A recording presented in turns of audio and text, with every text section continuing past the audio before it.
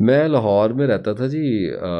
Flat था मेरे पास अकेला ही एक। उसके आगे एक दुकान थी, बड़ी मेन रोड था, और उसके पीछे गली थी। उस गली में मेरा दरवाज़ा था, और वो उस दुकान के पीछे वाली साइड पे एक कमरा था, एक सेहन था, वॉशरूम था, और छोटा सा शायद किचन था, और सीढ़ियाँ थी, और ऊपर छत थी। तो ये एरिया मेरे पास था। इसके बीच में दुकान का जहाँ से एरिया शुरू होता था, वहाँ पे एक दरवाज़ा लगा हुआ था, एक कमरा बंद था, और उस दरवाजे से वो कभी कभी खोल के वॉशरूम यूज़ कर लिया करते थे, तो बंद कर देते। वहाँ पे अक्सर मेरे पास एक बिल्ली आया करती थी। वो बड़ी नकचड़ी सी बिल्ली थी। मैंने एक दो दफ़ा उसको दूध डालने की कोशिश की है, तो वो खुराती थी आगे से, मतलब मारने को दौड़ दे। एक रात में आया को, रात को 10-11 बजे का टाइम था, सर्दियों के दिन थे। मैं आया तो मैंने जब दरवाज़ा खोला तो बिल्ली बिल्कुल दरवाजे में, एकदम मैं डर गया कि ये क्या। तो वो बिल्कुल ऐसे मेरी तरफ देख रही, और मैं हैरान हुआ कि ये तो मुंह नहीं लगाती थी, इतनी सख्त किस्म की बिल्ली है, इसको आज क्या मुसीबत पड़ी हुई है। और मैं खड़ा डरूं भी इससे कि ये मुझे काट ही ना ले, पता नहीं इसको रेबीज तो नहीं हो गया, क्या इसका बिहेवियर अजीब सा हो गया। खैर मैं आया, मैंने अपनी चाबियां वगैरह रखी हैं, लैपटॉप रखा है। उसके बाद वो सेन में खड़ी थी, और वो दरवाजे में बार बार बोल रही थी, बुला रही थी मुझे।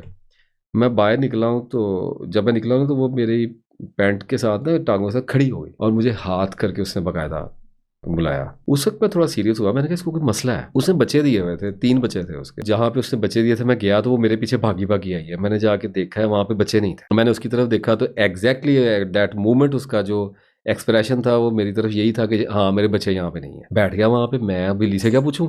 इतनी देर में ना मैंने थोड़ा सा, मुझे ऐसे लगा कि आवाज आ रही है बच्चों की, तो मैंने देखा तो मेरे पीछे जो दरवाजा था ना शॉप का जो बंद होता था, वो उसके अंदर थे। अब मेरा तो दिल दहल गया। मैंने कहा ये पता नहीं कब से बंद है अंदर। मैंने दरवाजे के पास जाके देखा, कान लगाया, तो वो बच्चे अंदर ना म्याऊं म्याऊं कर रहे थे। अब मुझे परेशानी लग गई। मैंने कहा ये बच्चे अंदर हो गए हैं बंद, ये कहीं शायद दोपहर में या शाम में खेलते खेलते, सेन में खेलते हुए चले गए अंदर, और कोई दरवाज़ा बंद करने आया तो ये डर के छुप गए, किसी बोरी शोरी के नीचे छुप गए हैं, किसी डब्बे के नीचे छुप गए हैं, और वो किसी ने दरवाज़ा बंद कर दिया। और बिल्ली बाहर थी या कहीं गई हुई थी, वो तो यहीं पे बच्चे छोड़ के चली जाती थी। सेन में एक जगह पे उसने साइड पे एक जगह बनाई हुई थी। अब मुझे सारी कहानी समझ आ गई कि बिल्ली जब वापस आई है तो दरवाज़ा बंद है। अब ये उस वक्त की तो पता नहीं कितनी देर हो गई, क्योंकि शॉप तो 6 बजे बंद हो जाती थी। मैं आया हूँ 10 बजे, तो 4-5 घंटे तो ये हो गए। और सर्दियों के दिन, और हूँ का आलम, हर तरफ धुंध पड़ी हुई, और मैं परेशान खड़ा हूँ। कभी मैं इधर सोचूं क्या करूँ, कभी मैं इधर सोचूं। फिर अब जितना सोचूं उतनी परेशानी मेरी बढ़ती है। बच्चे तो अंदर है, माँ मेरे साथ, वो मतलब मेरे पीछे पीछे पीछे पीछे फिरे। अब ये बड़ी ब्लंट कॉल है हेल्प की।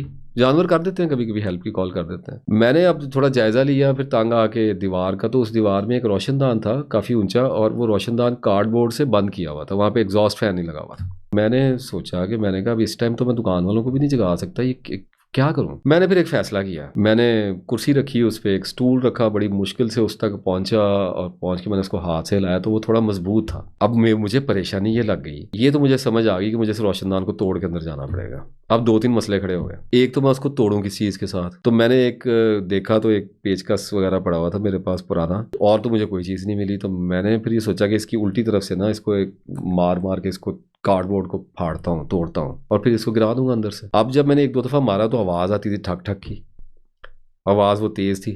अब मुझे परेशानी ये लग गई कि गर्मियों में तो पंखे वगैरह भी नहीं चलते, तो इधर वाले घर में भी और इधर वाले घर में भी सन्नाटा है।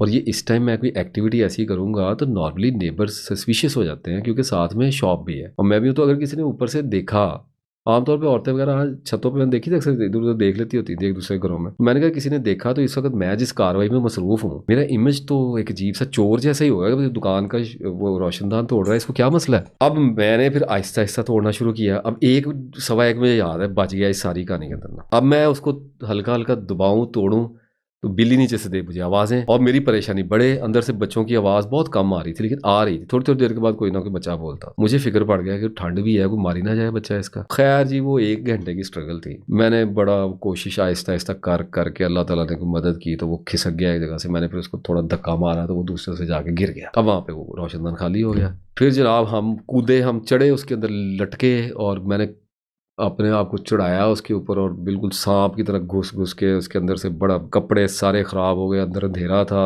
मारी छलांग अंदर, बड़ी मुश्किल से उल्टी छलांग मारी, क्योंकि वो रोशनदान इतना सा था तो उसमें सीधे होने की जगह नहीं थी। तो ऐसे ही उल्टा ही जैसे भी गिरा, जो कुछ भी किया, तो अंदर जाके लाइट जलाई और वो दरवाज़ा अंदर से खुला। शुक्र है उन्होंने कोई लॉक की कोई चाबी वगैरह नहीं बनाई हुई थी। मैंने बस वो दरवाज़ा मोड़ा तो वो खुल गया। और आप यकीन कीजिएगा, जैसे ही वो दरवाज़ा खुला है ना, वो बिल्ली पागलों की तरह भागी है। और बच्चे मुझे तो नज़र ही नहीं आया ना अंधेरे में, तो वो बच्चे, जब बिल्ली भागी है तो बच्चे पता नहीं कहाँ से निकल के एकदम, और वो बिल्ली ने उसने काम ही नहीं किया, वो फौरन लेट गई जाके। ना उसने बच्चों को चूमा, ना उसने कुछ काम किया, वो गई और बिल्कुल चित लेट गई, एकदम लेट गई बेबसी से, और बच्चे भी पागलों की तरह आए और उसका दूध पीने लग गए। और ये जो सीन था ना, मैं रो पड़ा कि ये इतना ज़्यादा ममता और जो माँ और बच्चों का जो मैंने देखा है कि वो इतनी ज़ाहिर है कब से भूखे थे और माँ को एहसास था कि मेरे बच्चे भूखे हैं, तो वो एकदम जो है ना वो बड़ी बेताबी के साथ उन्होंने दूध पीना शुरू कर दिया और आवाज़ें निकालनी शुरू कर दी। और वो 10 मिनट माँ ने बिल्कुल बच्चों की तरफ नहीं देखा, उन्होंने दूध पिया और उसके बाद फिर जब वो रिलैक्स हो गए तो फिर इसने उनको चाटा, उनको देखा, सूंघा। उसके बाद दूध जब उन्होंने पी लिया तो फिर वो बाहर आ गई, बच्चे भी आ गए बाहर और खेलने लग गए। इस वाक़े के 2 दिन के बाद मेरा एक दोस्त था, वो मेरे फ्लैट में आया और उसने मुझे कहा कि जी ठंड ठंड थी, धुंध पड़ी, चादर उसने ली हुई, उसने कहा कि नासिर हमने जाना है रेलवे स्टेशन पर जाना। वहाँ पे एक छोटा सा रेलवे स्टेशन था, कॉलोनी थी सुनसान सी, उसमें से गुजर के एक रेलवे स्टेशन आता था टूटा फूटा सा। वहाँ पे धुंध में जाके बैठते हैं, चाय पीते हैं, वहाँ पे चाय का खोखा है बाहर, वहाँ से चाय लेके जाएंगे और वहाँ पे हम बेंच पे बैठते हैं, धुंध पड़ी है इसको एंजॉय करते। मैंने उसको बड़ा समझाया, मैंने कहा रात के टाइम देखो 10:30 बज गए हैं, वो कॉलोनी भी अंधेरी सी है, इस टाइम अच्छा नहीं लगता, हम जाएंगे तो घंटे डेढ़ में वापस आएंगे तो 12 बज जाने हैं। तो वो भी कुछ हंसने लग गया कि नहीं आप बुज़दिल आदमी है, ये है वो है, एडवेंचर करते हैं। मेरे तो ज़हन में आया, मैंने कहा चलते हैं, निकल गए। अब जब आ गई मुकद्दर में तो फिर क्या कर सकते हैं, निकल गए, चले गए। अब हम जब वापस आना शुरू हुए ना तो धुंध शदीद थी, तो हम धुंध के ना बादल में से गुजर रहे हैं और बड़ा अजीब सा वो सारा सिनेरियो था। हम चल रहे हैं, अब ऐसी जगह पे सिटी गुम हो जाती है आदमी की, क्या बात करेंगे एक दूसरे से, चुप करके चलते जा रहे हैं। और मैं उसको, अपने दोस्त को कह रहा हूँ कि मैंने तुम्हें कहा था ना इस टाइम ना आओ, अब देखो ये ना आगे का पता चल रहा है ना पीछे का, हम जा किधर हैं हमें समझ ही कुछ नहीं आ रही, सिर्फ अंदाजे से चल रहे थे। इतनी देर में अचानक हमारे पीछे से एक गाड़ी आई है, कल्टस गाड़ी थी शायद, अब मुझे देखो सन भूल जाते हैं, 2005 की बात होगी शायद, इफ आई एम करेक्ट। तो वो एक गाड़ी आई है इंतहाई तेजी के साथ, और वो इतनी बेआवाज आई है, लाइटें बंद थी, या पता नहीं क्या हुआ, या हमें नहीं पता लगा, या धुंध की वजह से समझ ही नहीं आई। वो एकदम आई और हमने बिल्कुल छलांगे ही मार दी हैं ऑलमोस्ट, कि वो बिल्कुल हमारे बीच में से गुजरी है और होश हमारे उड़ा दिए उसने, और वो गुजरी है और एकदम उसने ब्रेक लगा दी, और ब्रेक लगाते ही हमें तो नजर ही नहीं आ रहे ना बंदे, वो अचानक जो एक हैपनिंग होगी, क्या बंदे को अपनी समझ नहीं आ रही होती। और मैं इधर हो गया और वो दोस्त मेरा उस तरफ हो गया। उस गाड़ी के अंदर से लेफ्ट राइट से 4 बंदे निकले, वो अंधेरे में जैसे जिन्नात नहीं हमारे सामने से नमूदार होते, इस तरह अचानक अपीयर हुए और उनके पास गन्स पकड़ी हुई थी, और उन्होंने हमें धक्का दे के, साथ एक दीवार थी उस दीवार के साथ लगा दिया, और चीख के हमें उन्होंने कहा कि हाथ ऊपर कर लो और दीवार के साथ चिमट के खड़े हो जाओ, हरकत ना करना। और इतनी देर में जहां से वो आए थे उस तरह से फायरिंग शुरू हो गई।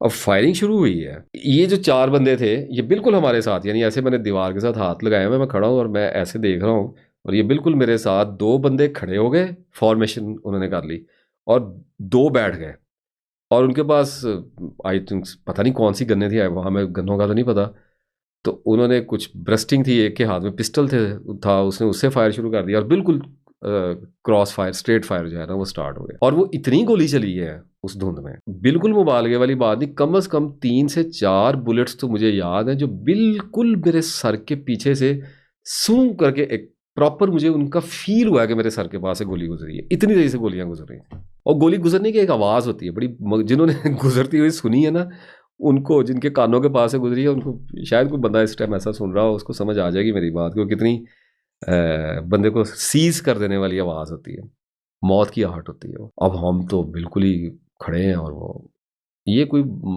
वारदात हुई है, ये कोई तमाशा चला है, 3 मिनट 2 मिनट चला होगा, बड़ा शदीद चला है। फिर वो फायरिंग रुकी है और अभी वो खड़े हो रहे हैं और एक दूसरे को गालियां निकालने लग गए, वो पुलिस वाले थे वो, और वो एक दूसरे को ना जज्बात, इतना वो हाइपर हो गए, गालियां नहीं, क्योंकि इतना फायर हो रहा है तो आदमी वहशत में आ जाता है कि तुम्हें कहा था खड़े हो जाओ, तुम्हें कहा था लेट जाओ, तुमने सही फायर नहीं किया, वो बच के निकल गया, ये हो गया वो हो गया, ऐसे एक दूसरे के साथ उलझने लग गए। इतनी देर में एक और पुलिस की जो वैन होती है ना वो आई है बड़ी तेज़ी से, और उसके पीछे एक गाड़ी थी, सिविक गाड़ी थी शायद, वो आई हैं, और जैसे वो आनी शुरू हुई है ना तो उन्होंने आपस में कोई खुसर फुसर की है, उन्होंने फौरी तौर पे ना, एक बंदे ने मुझे अभी तक याद पड़ता है, उसने कहा कि यही बंदे ठीक ने, इन्होंने ले लो। वो बड़ी हिजान के साथ बातें कर रहे थे, उन्होंने हमें गर्दन से पकड़ के खींच लिया। अब इतनी देर में वैन भी आ गई, और वो कोई डीएसपी साहब थे, वो फौरन मुआयना कर रहे, पता लगा जी वहाँ पे पुलिस मुकाबला हो गया, और पुलिस मुकाबला हुआ है, कोई मंशियात फरोश से हीरोइन वहाँ पे सप्लाई हो रही थी किसी जगह पे, कोई खेप जा रही थी, तो उसकी मुखबरी हुई थी, तो पुलिस ने घेरा डाला हुआ था परली तरफ से और इस तरफ से, और वो जो थे मंशियात वाले जो थे वो सेंटर में थे। इस सारी कहानी के अंदर हम सैंडविच बन गए। जो आपने अक्सर सुना होगा ना कि वो पुलिस मुकाबला हुआ और राहगीर मारा गया या बेगुनाह राहगीर मौके पे हलाक हो गया। तो इस तरह राहगीर मरते हैं। हम राहगीर थे, हम रास्ते में जा रहे थे, हमारा कोई ताल्लुक नहीं था, हम एक इवेंट के बीच में आ गए। वो आया, डीएसपी आया, उसके साथ पूरी नफरी थी, तो उसने कहा, वो एक दूसरे को गालियां बहुत दे रहे थे, बहुत गुस्से में थे, मतलब बड़ा ठीक ठाक किस्म का मुकाबला हुआ था। तो उसने कहा किधर है बंदे, क्या हुआ है, कि किस तरह हुआ? उसने कहा जी 2 बंदे पकड़े गए हैं सर, और बाकी भाग गए। तो उसने कहा डालो इनको गाड़ी में। तो उन्होंने हमारे हाथ पाँव बांधे हैं, वो कपड़े से कपड़ा ही निकाला है, कपड़े के साथ ही बांध दिए, और हमारे सर पे उन्होंने कोई चीज़ चढ़ाई है, पता नहीं क्या कपड़ा ही था, कोई काले रंग का या पता नहीं क्या, और हमें गाड़ी में फेंका है। और हमें लेके गाड़ी चली है कोई 5-10 मिनट, 10 मिनट चली होगी। और वो एक जब उन्होंने हमारे सर से उतारा है तो हम थोड़ा चलाया है, जब उसके बाद कहीं पे खड़ा करके उतारा है तो हम थाने में खड़े हैं। और वो एसएचओ साहब खड़े हैं, साथ में डीएसपी साहब खड़े हैं, और बहस हो रही है कि कितने फायर चले हैं, क्या हुआ है, बरामदगी डालो, इन दोनों पे डाल दो, ये पकड़े गए हैं, 2 बंदे पकड़े गए हैं, लिख दे जी 2 बंदे पकड़े गए हैं, तो बाकी मौके से फरार हो गए हैं, और इनके अंदर से कोई 14-15 किलो या पता नहीं 1-2 किलो, अब मुझे याद नहीं है, कोई बड़ी हैवी किस्म की ना, उन्होंने कहा कि जी चरस जो है ना, या हीरोइन जो है, वो इनके ऊपर आप डाल दें, नारकोटिक्स का केस बना दें इनका। अब मेरे तो पाँव के नीचे से ज़मीन निकली, पहले इतना बड़ा सीन देख के आ रहे हैं वहाँ, उसके ऊपर से आपके ऊपर ये मुसीबत। पाकिस्तान में नारकोटिक्स का आपको पता केस इस kind of a death penalty. वो जनाब एफआईआर लिखनी शुरू कर दी, और एक के बाद एक पुलिस वाला आ रहा है, हमें देख के जा रहा है, और तफ्तीश शुरू कर दी उन्होंने अजीबो गरीब तरीके से। वो रात बड़ी अजीब सी गुजरी है। और कभी कोई आ जाए, वो मुझे एक दूसरे कमरे में ले जाए और मुझे कहे कि सच सच बता दो, बड़ी पढ़ी लिखी शक्ल है तुम्हारी, तुम इस तरह के काम कैसे करते हो, इसलिए पकड़े नहीं जाते अभी तक, हम तुम्हारे पीछे 2 साल से पड़े। और अजीबो गरीब एक वो स्टोरियाँ बनाई जाएँ जो मुझे समझ ही ना आए। हर बंदे को मैंने बताया कि जी ये मेरा एड्रेस है, यहाँ पे मैं रहता हूँ, ये मेरी फैमिली है, आप इनमें किसी से पूछ ले, मैं ये कैसे कर सकता हूँ।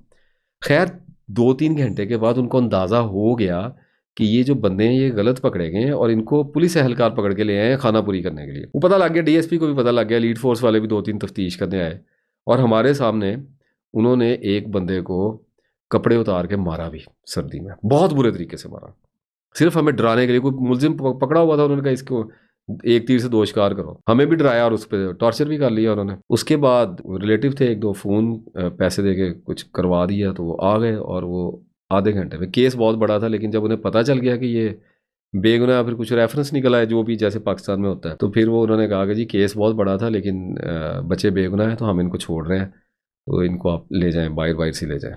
वो एफआईआर होने से मेरा ख्याल हमारी बच गई। जो भी मामला हुआ, मेरे अपने जो नाना अबू थे वो सब इंस्पेक्टर थे, तो वो रेफरेंस बीच में आ गया, तो सारी चीज़ें बड़ी तेज़ी, लेकिन फैमिली को एक दफ़ा हलचल मच गई कि ये सारा कुछ हुआ गया। जब वो एलीट फोर्स वाला जिसकी हम गाड़ी में आए थे, उस गाड़ी में मेरी चादर रह गई थी, मैंने उसे कहा जी मेरी चादर दे दें, आपकी गाड़ी में रह गई। उसने कहा आ जाओ नीचे, मैं दे देता हूँ। तो वो नीचे हमें लेके गया। जब उसने चादर मुझे दी है ना, तो उसने मुझे एक बात की है।